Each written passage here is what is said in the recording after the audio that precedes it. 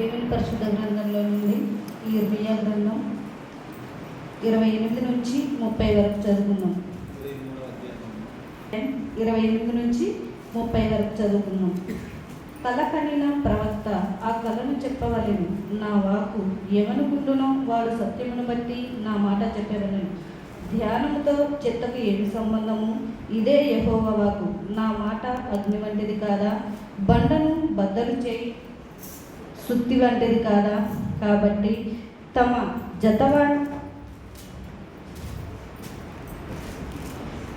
జతవాని యొద్ద నుండి నా మాటలను తొలగించు. ప్రవక్తలకు నేను విరోధిని. ఇదే యెహోవా వాక్కు. స్వేచ్ఛగా నాలుకలా నాడించుకొనుచు దేవోక్తులను ప్రకటించు ప్రవక్తలకు నేను విరోధిని. ఇదే యెహోవా వాక్కు. దేవుడి దీవించి ఆశీర్వదించుకుందాం. శ్రేష్టమైన మేలు, శ్రేష్టమైన ఆశీర్వాదం పొందుకుందాం అని ప్రార్థిస్తుండగా ప్రార్థన మన మధ్యలో ఉన్న అలవాసం రత్నమయ్య గారు మనం ప్రార్థన నడిపిస్తారు.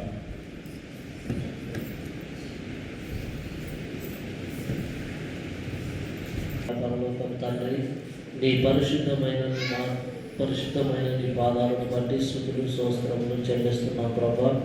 తండ్రి, పరిశుద్ధుడా నీతిమంతుడా మాలాంటి పాపులను క్షమించి తండ్రి నీ పరిశుద్ధాలయంలో మమ్మల్ని అందరినీ చేర్చుకొని నిన్ను స్తుతించడానికి నిన్ను కనపరచడానికి నైనా జ్ఞానం ఇస్తున్నావు ప్రభా. ఇంతవరకు తండ్రి పాటల ద్వారా నిన్ను స్తుతించాం ప్రభా. నైనా ఆయగారు వాక్యం బాగా వెళ్తున్నాడు ప్రభా. నాయన నీ మాటలు తండ్రి కనిపిస్తుంటాయి. అగ్ని వంటి లాంటిది నైనా, నీ మాట శుద్ధ లాంటిది ప్రభా. నాయన మా బండ లాంటి హృదయాలను నా తండ్రి నీ వాక్యమనే శుద్ధతో తండ్రి పగలగొట్టి ప్రభా. ఈ సమయంలో కొద్ది నిమిషాలు దేవుని వాక్యాన్ని మనము ధ్యానించుకుందాం. మన మధ్యలో ఉన్న సంఘ లాజరస్ గారు మన మధ్యలో ఉన్నారు. వారి సమయంలో కొద్ది నిమిషాలు దేవుని వాక్యం అందిస్తారు. ప్రతి ఒక్కరు విని విశ్వసిస్తూ దేవుడిచ్చే గొప్ప దీవెన పొందాలని ప్రభునంతరం చేస్తున్న సమయాన్ని మన లాజరస్ సార్ గారికి ఈ సమయాన్ని అప్పగిస్తూ ఉన్నాం. దేవుని బిడ్డలారా, దేవుని వాక్యాన్ని చదవగా వింటిమే. ఈ దేవుని వాక్యాన్ని ఇర్మియా భక్తులు రాస్తున్న మాటలు మనం గమనించే వారిగా ఉండాలి. మానవులమైన దేవునికి అనేక విధాలుగా మనము భారమని వాక్యం మనకు సెలవిస్తుంది. కానీ మానవుడు ఆ భారాన్ని మోస్తూ ఉన్నాడు, కానీ వాటిలో ఆ భారం ఏమిటో తెలుసుకొనలేకపోతున్నారని వాక్యాలు మనకు సెలవిస్తున్నాయి. కనుక ఈ విషయాన్ని మనం ధ్యానం చేసుకుందాం. ఇక్కడ చెప్పబడిన మాటను గమనించినట్లయితే కళలు వస్తాయి, మానవునికి కళలు వస్తాయి. కనుక కళలో ఉన్న భావాన్ని ఇతరులకు చెప్పేవారిగా ఉండాలని వాక్యం మనకు సెలవిస్తుంది. భక్తుడు రాసిన మాటలు ఇర్మియా 23వ అధ్యాయము 28వ వచనాన్ని మనం చదవగా వింటిమి. ఈ విషయాన్ని మనం గమనించే వారిగా ఉండాలి. కలగడిన ప్రవక్త ఆ కళను చెప్పవలెను.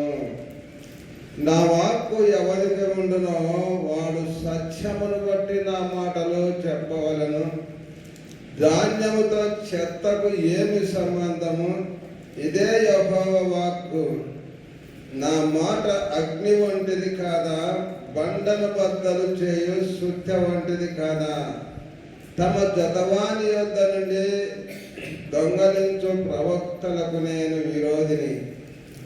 ఇదే యెహోవా వాక్కు.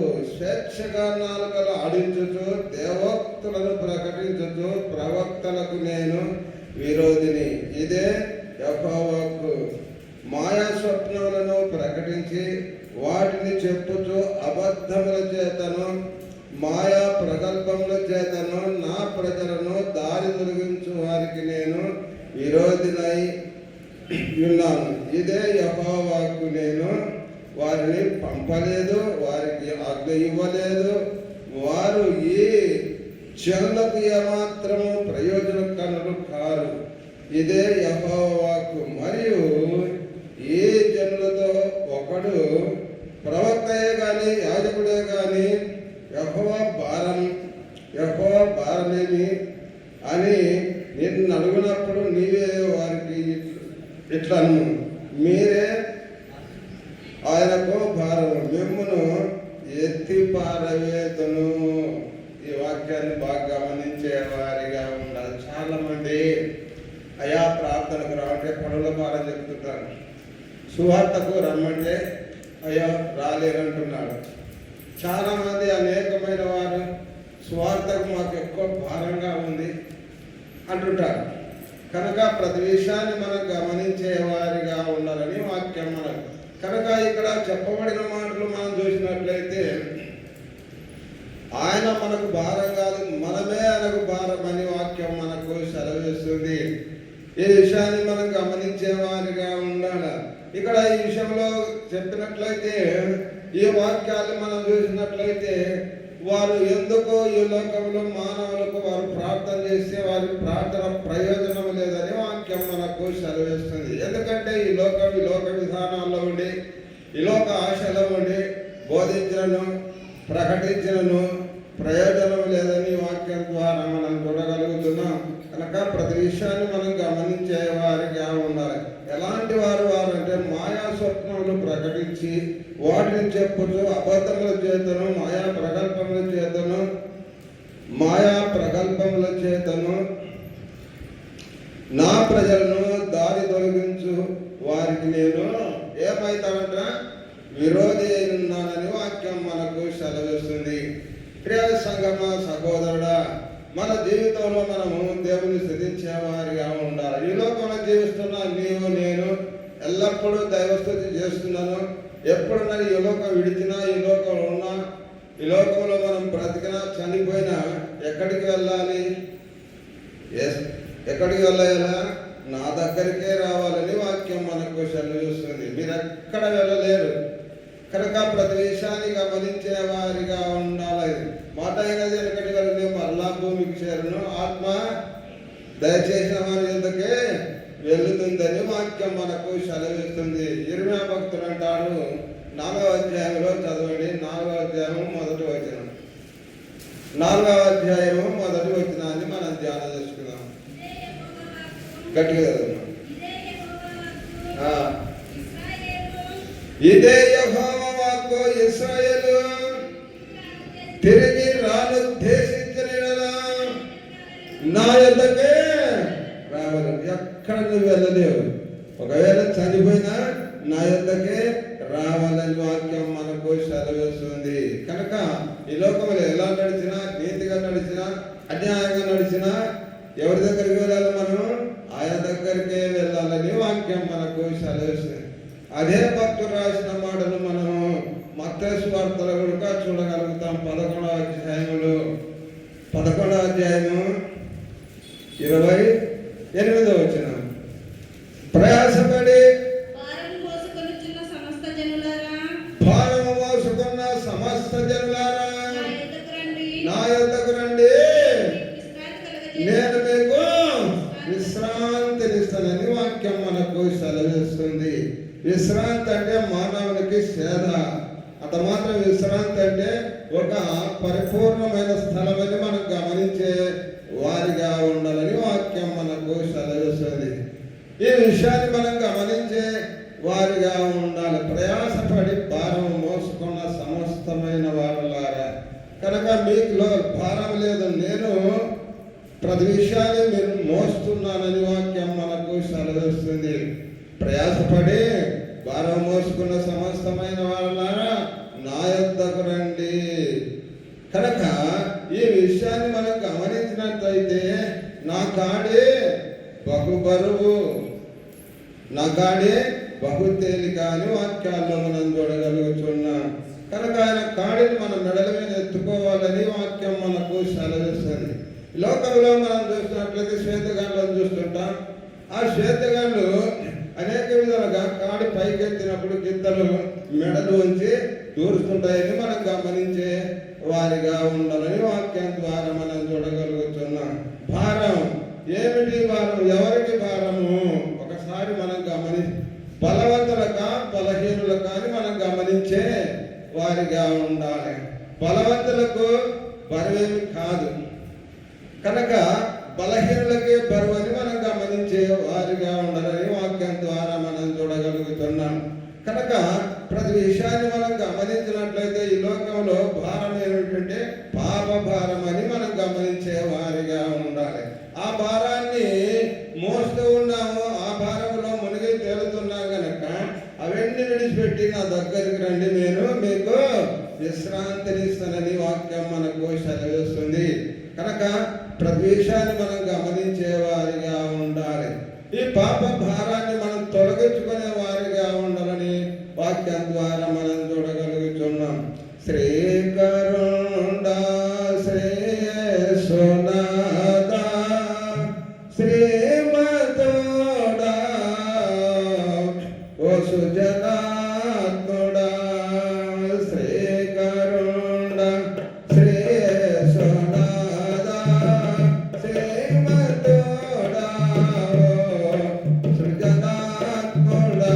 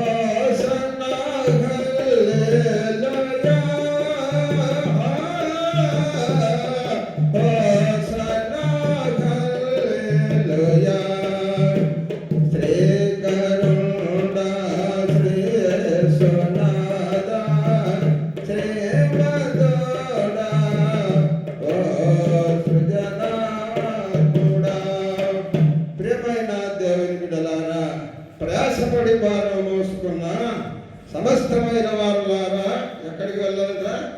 నా యొద్దకు రండి అని వాక్యం మనకు సెలవిస్తుంది. నేను మీకు విశ్రాంతి కలగజేస్తానని వాక్యం ద్వారా మనం చూడగలుగుతున్నాం. విశ్రాంతి అంటే నిద్ర, విశ్రాంతి అంటే మరణం కూడా కానీ మనం గమనించుకునే వారిగా ఉండాలి. కనుక ఈ విషయాన్ని, నిద్ర అనే విషయాన్ని మరణాలుడుగా నిద్రకు పోలుస్తున్నాడు యేసు ప్రభు. కనుక ప్రతి విషయాన్ని మనం గమనించే వారిగా ఉండాలి. యేసు ప్రభు తన శిష్యులతో లాజరు చనిపోయిన తర్వాత అక్కడ ఇంకా 3 దినాలు ఉన్నప్పుడు ఆ శిష్యులతో ఉన్నాడు, మనము ఎక్కడికి వెళదాం? బెతనియాకు వెళదాం. కనుక లాజరు ఏం చేస్తున్నాడంటయ్యా? నిద్రపోతున్నాడు. మెలుగువ గొలుప వెలుదం రండని వాక్యంలో మనం చూడగలుగుతున్నాం. కనుక దేవునికి మానవునికి తేడా ఏమిటి ఒక్కసారి మనం గమనించే వారిగా ఉండాలి. ఈ విషయంలో మనం జాగ్రత్తలు తీసుకునే వారిగా ఉండాలి. మనం నిద్రపోతుంటాం, దేవుడు మేలుకనే ఉంటాడని వాక్యాలు మనకు సెలవిస్తుంది. ఈ విషయాన్ని మనం గమనించే వారిగా ఉండాలని వాక్యం ద్వారా మనం చూడగలుగుతున్నాం. ఈ పాప భారాన్ని తొలగించుకోవాలంటే ఎక్కడికి పోవాలి? యేసయ్య దగ్గరికి పోవాలి. యేసయ్యలో ఆయన ప్రేమలో మనం జీవించే వారిగా ఉండాలని వాక్యం మనకు సెలవిస్తుంది. పాపాలను క్షమించే దేవుడు ఆయనే వాక్యం మనకు సెలవిస్తుంది. ప్రియమైన సహోదరి సహోదరులారా, దేవుని వాక్యాన్ని మనం చూసినట్లయితే దేవుని వాక్యంలో పరివిధములుగా దేవుని సృష్టిస్తున్న నీవు నేను ఈ లోకంలో ఉన్న అనేక కార్యాలకు మన హృదయాన్ని చోటు ఇవ్వకూడదని వాక్యం మనకు సెలవిస్తుంది. ఎవరికి చోటు ఇవ్వాలి? యేసయ్యకు చోటు ఇవ్వాలని వాక్యం మనకు కానీ యేసయ్యను మన హృదయంలోకి చేర్చుకోవడం లేదు. యేసయ్యను మన హృదయంలోకి చేర్చుకోవడం లేదు. యేసయ్య వచ్చి అనేకమైన ఉదయములు తప్పుతున్నాను, మన తలుపులు తట్టుతున్నాను, కిటికీల గుండా వచ్చి చూస్తున్నాను. మనం ఏం చేస్తాం? గాఢ నిద్రపోతున్నట్టు వాక్యాల్లో మనం చూడగలుగుతున్నాం. కనుక ప్రతి విషయాన్ని మనం గమనించే వారిగా ఉండాలి. యేసయ్యను మనము మన హృదయంలో చేర్చుకునే వారిగా ఉండాలని వాక్యం మనకు సెలవిస్తుంది. వెలుగు నీలోకి రావాలి. వెలుగు నీలోకి వచ్చినప్పుడు చీకటి పారిపోతుందని మనం గమనించే వారిగా ఉండాలని వాక్యం. చీకటి శక్తులను మనం ఖండించే వారిగా ఉండాలని వాక్యం మనకు సెలవిస్తుంది. మనమందరం పగటి వారం చీకటి సంబంధం కాదని వాక్యం మనకు సెలవిస్తుంది. చీకటి సంబంధులు ఎవరు అని ఒకసారి మనం గమనించే వారిగా ఉండాలి. చీకటికి వెలుగుకు పొత్తు లేదని మనం గమనించే వారిగా ఉండాలి. ఈ లోకంలో క్రిమి కీటకాలు ఎక్కడుంటాయి? బండ సందులలో ఉంటాయి. అవి ఏం చేస్తున్నాయి? మబ్బులో ఉంటాయి. అటు తర్వాత వెలుగులోకి వస్తాయి. వెలుగులోకి వచ్చిన తర్వాత మరలా చీకటిలోకి వెళ్ళవు. అక్కడనే ఉంటాయి. ఆ వెలుగులోనే తిరుగుతూ ఉంటాయి. అక్కడనే తిరిగి తెల్లవారు లోపల చదైన పోతాయి, కానీ మరలా చీకటిలోకి వెళ్ళవు. అదేవిధంగా మానవులను ఒకసారి వెలిగింపబడిన తర్వాత, దేవుని దివ్యవాక్యములు విన్న తర్వాత తప్పిపోకూడదని వాక్యం మనకు సెలవిస్తుంది. తప్పిపోయిన వారికి ఏం లేదయ్యా, అయ్యగారు అమ్మగారు ఇక్కడ ఎవరు బాధ్యత, పరలోక రాజ్యము లేదు అని వాక్యాలు మనకు సెలవిస్తుంది. కనుక ప్రతి విషయాన్ని మనం గమనించే దేవుని మాటలు వింటున్నాం, బోధకుల మాటలు వింటున్నాం. ఎన్నో దినం నుండి మనం బ్రతుకున్న కాలమంతా వింటనే ఉన్నాం, కానీ వాటి నుండి తొలగకూడదని వాక్యం ద్వారా మనం చూడగలుగుతున్నాం. దీపం వెలిగించిన తర్వాత దాంట్లో నూనె అయిపోతే ఆరిపోతుంది, కానీ మరలా తగినంత నూనె పోసి వెలిగించే వారిగా ఉండాలని వాక్యాలు మనకు సెలవిస్తుంది.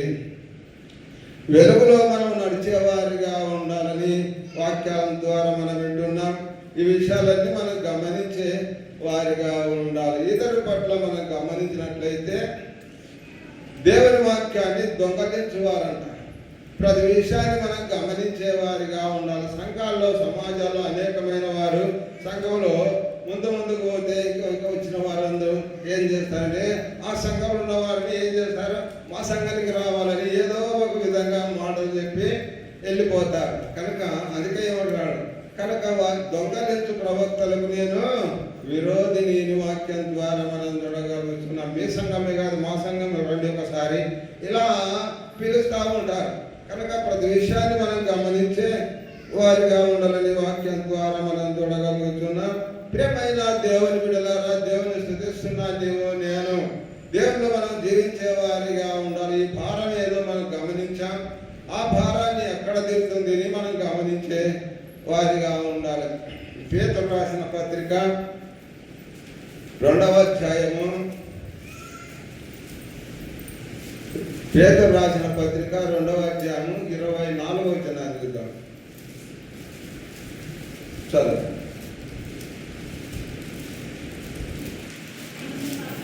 మనము పాపముల విషయమై చనిపోయి నీతి విషయమై జీవించున్నట్లు ఆయన తానే తన శరీరం నందు మన పాపములను ఆయన తానే తన శరీరమందు మన పాపములను ప్రాణు మీద మోసుకొనెను. ఆయన పొందిన గాయముల చేత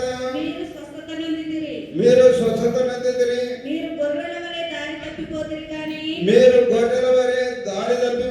కానీ ఇప్పుడు మీ ఆత్మల కాపరియు అధ్యక్షుడైన ఆయన వైపునకు మళ్ళీ ఉన్నారు. ఈ విషయాన్ని మనం గమనించినట్లే అయితే గొర్రెల వలె త్రోవ తప్పిపోతుమని వాక్యం మనకు సెలవిస్తుంది. ఈ గొర్రెల విషయాన్ని మనం గమనించినట్లయితే అవి ఏం చేస్తాయి, నీళ్లు అడ్డం వచ్చినప్పుడు, ఒక వాగ అడ్డం వచ్చినప్పుడు వెంటనే దాటగా చూసి దాటగా నిలబడిపోయింటాయి గొర్రెలన్నీ. అప్పుడు ఏదో ఒక గొర్రె అవతలికి దొరికితే చాలు, ఏదో ఒక గొర్రె దొరికితే ఏమైతాయి, గొర్రెల్ని పటా దొరికి. అందుకే మీరు గొర్రెల వలె త్రోవ తప్పిపోతిరి అని వాక్యంలో మనం చూడగలుగుతున్నాం. కనుక ప్రతి విషయాన్ని మీరు గమనించే వారిగా ఉండాలి. ఈ గొర్రెలు మేకలు మనం చూస్తుంటాం కనుక ఇవి నీటిలో దిగి వెళ్ళవు కానీ ఏదైనా చెంపునగిరి అవతలికి దిగుతాయి.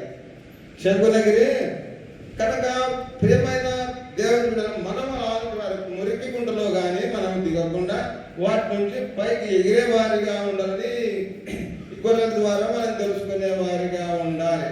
కనుక ఈ విషయంలో మనం గమనించినట్లయితే మనం ఇంకా చూస్తాం, పందులను మనం చూస్తాం, అవి నీళ్లు చూస్తే ఇంకా ఉరుకుతా ఉంటాయి, దిగి వెళ్ళిపోతాయి. కనుక ఈ నీళ్లు పంది బయటికి పోయిన తర్వాత తన శరీరాన్ని ఏమి ఇట్లా అట్లా అన్నది. కనుక అదేవిధంగా మేకలు కానీ గొర్రెలు కానీ ఒకవేళ తడిసినప్పుడు ఏం చేస్తాయో తన శరీరాన్ని దులుపుకుంటాయి. కనుక ప్రతి విషయాన్ని మనం గమనించే వారిగా ఉండాలని వాక్యంలో మనం చూడగలుగుతున్నాం. ఏదైనా మానవులు పొరపాటు జరిగినప్పుడు మానవ శరీరాన్ని మనం శుద్ధి చేసుకునే వారిగా ఉండాలని వాక్యం ద్వారా మనం చూడగలుగుతున్నాం. ప్రియమైన దేవుని బిడ్డలారా, దేవుని వాక్యం వింటున్నా నేను గొర్రెల వలె మీరు త్రోవ తప్పిపోతురి అని వాక్యం మనకు సెలవిస్తున్నాయి. గొర్రెలు ఉన్నాయి, మంచి గొర్రెలు ఉన్నాయి, ఆశ గొర్రెలు ఉన్నాయి. మంచి గొర్రెలు ఉన్నాయి, ఆశ గొర్రెలు కూడా మనం చూస్తుంటాం. ఆయన యేసు ప్రభు ఒక ఉపమానం చెప్పాడండి. గొర్రెలను ఆయన మేపుతూ ఉన్నప్పుడు ఆయన వెంట పెట్టుకొని వెళుతూ ఉంటే అవి పోతుంటే ఒక బలిసిన గొర్రె ఏం చేసింది, అయ్యో ఈ గొర్రెల మధ్య ఇక్కడ బాగా మేత ఉంది అని మేత వేస్తూ ఉందంట. ఎందుకంటే గొర్రెలు పోతా ఉన్నాయి, మంద కాపులు వెళుతూ ఉన్నాడు కనుక అక్కడ దాని కంప కింద బాగా గడ్డి పెరిగితే దాన్ని చూసి మేయడానికి ఎంతసేపు నేను మందరం చేసుకుంటానని మేస్తా ఉంది. మేస్తూ ఉన్నప్పుడు ఆ పైన ఏముంది, కంప ఉన్నది. పైన ఏముంది, ఆ కంప ఏమైపోయింది, తన నుండికి బొచ్చు కలుసుకొని విదిలించి ఎరకడానికి తిరగడానికి వెళితే రావడం లేదు. అప్పుడు అరుస్తా ఉన్నది, మందలు వెళ్ళిపోయినాయి, కాపర వెళ్ళిపోయినాడు. కనుక అక్కడ పోయిన తర్వాత ఆయన కొండలోకి వెళ్ళి చూస్తే ఈ గొర్రె లేదు. వెతికితే ఎన్ని ఉన్నాయమ్మా, 99 గొర్రెలు ఉన్నాయి. కానీ ఆ ఒక్క గొర్రె లేదని మనం గమనించే వారిగా. ఏ గొర్రె లాంటిదంటే దుడుసు గొర్రె. కనుక వీటిలో ఆశ గొర్రె. కనుక విలోక విధానంలో మనం ఆశపడకూడదు అని వాక్యం మనకు సెలవు. దేవుని వాక్యంలో ఆశపడిన ప్రాణములు తృప్తిపరుస్తానంటున్నాడు. కానీ ఈ విషయంలో మనం గమనించే వారిగా ఉండాలి. కనుక ఈ గొర్రె దూరిపోయిలో మరలా గుందడానికి వెళ్ళినప్పుడు కంప తగులుకున్నట్టు వాక్యంలో మనం చూడగలుగుతున్నాం. కనుక మానవ జీవితంలో కూడా మనమందరం ఏదైనా ఒక చిన్న పాపంలోకి వెళ్ళిన తర్వాత మరలా వెనక్కి తిరగడానికే మనసు పుట్టదు, రాలేకపోతామని వాక్యాలు మనకు సెలవిస్తున్నాయి. కనుక ఈ విషయాన్ని మనం గమనించే వారిగా ఉండాలి. యేసయ్య చూశాడు, ఆ గొర్రె రాకపోతే వెతికి దానికోసం వెళ్ళినట్టు వాక్యంలో మనం చూడగలుగుతున్నాం. వెళ్ళిన తర్వాత అది పొదలో ఇరుక్కపోతే, కంపలో ఇరుక్కపోయినప్పుడు ఈయన దూరాడు. ఈయన కూడా తెలిసి చూస్తే దాన్ని పీకడానికి పోతే శరీరం వల్ల ఆ కంపద కొరకు కండలు ఈయన కూడా చీల్చిపోయినట్టు వాక్యంలో మనం చూడగలుగుతున్నాం. కనుక ఏమిటంటే కలవరిగిరిలో మన కొరకు ఆయన శిలోమాన మీద మరణం పొందాడండి, కొరడా దెబ్బలు తిన్నాడు. కనుక ప్రతి విషయాన్ని మీరు గమనించే వారిగా ఉండాలి. ఇప్పుడు చదవబడిన వాక్యంలో మనం చూస్తున్నాం, పాపాలు ఎక్కడ మనకు వెళ్ళిపోతాయి, యేసయ్య మోశాడని వాక్యం చదివింది. కనుక నీ పాపాన్ని నా పాపాన్ని ఆయన భారాన్ని మోసే దేవుడని వాక్యంలో మనం చూడ. అందుకంటాడు, ప్రయాసపడి భారం మోసుకున్న సమస్తమైన వారులారా నా యొద్దకు రండి, నేను మీకు విశ్రాంతినిస్తానని వాక్యం మనకు సెలవిస్తుంది. కనుక విశ్రాంతినిస్తాను, నా విశ్రాంతిని నీకు అనుగ్రహించుతున్నానని వాక్యం మనకు సెలవిస్తుంది. కలవరపడకుడి, వెరవకుడి అని వాక్యం మనకు. కలవరపడకుండా బాధలు, ఇరుకులు, ఇబ్బందులు వచ్చినప్పుడు మానవుడు కలవరపడకూడదని వాక్యంలో మనం చూడగలం. కలవరపడకుడి, వెరవకుడి అని వాక్యం ద్వారా మనం చూడగలుగుతున్నాం. వెరవనేల మనసా క్రీస్తుని వేడవేల మనసా వెర మానవుడు బాధపడుతున్నాడండి. కష్టంలో బాధలో ఉన్నప్పుడు మానవుడు వెనకబడిపోతున్నాడని వాక్యం మనకు సెలవిస్తుంది. ప్రియమైన దేవుని బిడ్డలారా, దేవుని స్తుతిస్తున్న నీవు నేను మనం ఈ ప్రవక్త చెప్పిన మాటలన్నీ మనం గమనించే వారిగా ఉండాలని వాక్యం మనకు సెలవిస్తుంది. 33 వచనాన్ని చూద్దాం. ఇర్మియా గ్రంథము 23వ అధ్యాయము 33వ వచనాన్ని చదువుదాం.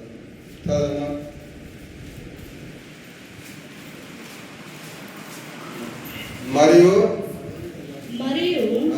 ఈ జనులలో ఒకడు ప్రవక్తయే గాని యాజకుడే గాని యెహోవా భారమేమి అని నన్ను అడుగునప్పుడు నీవు వారితో ఇట్లను నీవే ఆయనకు భారము నిన్ను ఎత్తి పారవేతునని వాక్యంలో మనం చూడగలుగుతున్నాం. కనుక ప్రతి విషయాన్ని మనం గమనించేవాడిగా ఉండాలి. కానీ మనము అనేక విధంగా ఈ లోకంలో బ్రతికినంత కాలం పుట్టినది మొదలుకొని నేను చక్కబెట్టుకుంటాను, నిన్ను ఎత్తుకుంటానంటే ఆయన మనకు భారంగా అంటున్నాను. కానీ మనం ఆయనకు భారం అని తెలుసుకోలేకపోతున్నామని వాక్యం మనకు సెలవిస్తుంది. కనుక ఎత్తివేస్తుంటే ఏంటో చెప్పండి, చంపేస్తారని అర్థం. ఎత్తివేస్తారంటే చంపేస్తారని వాక్యం ద్వారా మనం చూడగలుగుతున్నాం. ఈ విషయాన్ని మనం గమనించే వారిగా ఉండాలి. ఈ భారాన్ని అంతా వదిలి ఎవరి మీద పెట్టాలి?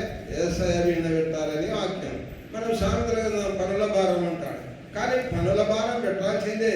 కానీ మనం కూడా మన పాప భారాన్ని కూడా ఆయన దగ్గరికి మోపేవారిగా ఉన్నారు. పాపాలు క్షమించే దేవుడని వాక్యంలో మనం చూడగలుగుతున్నాం.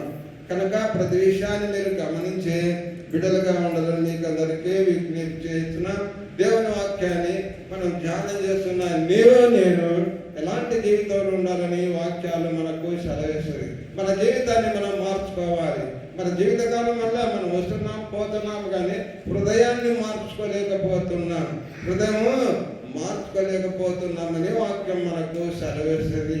ఒకసారి మనం బాప్తిసం తీసుకున్న తర్వాత, దేవుని బిడ్డగా మారిన తర్వాత ఇక తొలగకూడదు. మన జీవితంలో తొలగకుండా చక్కగా మనం వెళ్ళేవారిగా ఉండాలని వాక్యం మనకు సెలవిస్తుంది. అందుకే ప్రవక్తతో అన్నాడు ఒక మాట, ఏమన్నాడు? నువ్వు చక్కగా నిలవడము, ఇక వంకరి టింకరగా ఉండకూడదు, చక్కగా నిలవడమని వాక్యం ద్వారా మనం చూడగలుగుతున్నాం.